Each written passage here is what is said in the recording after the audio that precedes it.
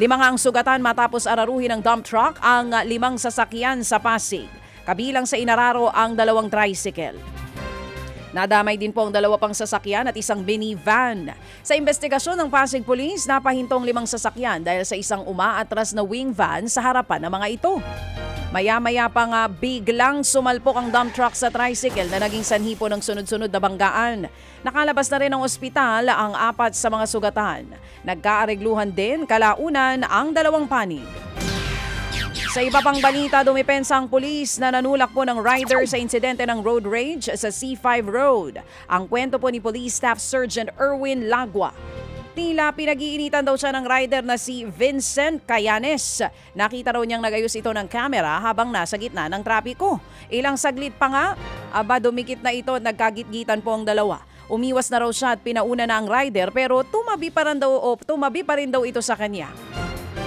Nang maunahan, tila nagalit daw po ang rider. Planado rin daw at overacting ang pagbagsak ng rider sa kalsada. Aminadong pulis na mali rin ang nagawa niya na labis din niyang pinagsisisihan sa ngayon.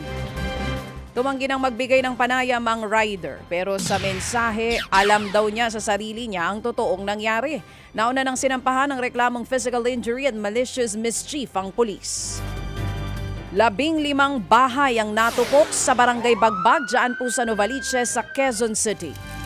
Ayon sa mga bumbero, pahirapan ang naging pag-apula sa apoy. Bukod nga po sa matinding trapiko, bago makarating sa lugar, nahirapan silang dumaan dahil sa mga double park na mga sasakyan.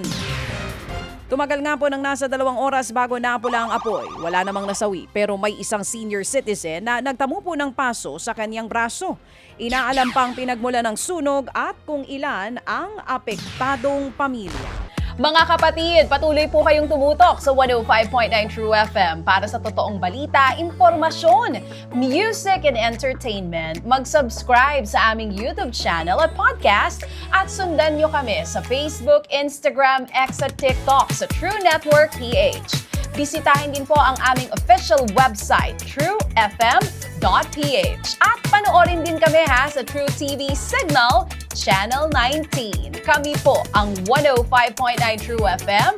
Laging true sa'yo, kapatid.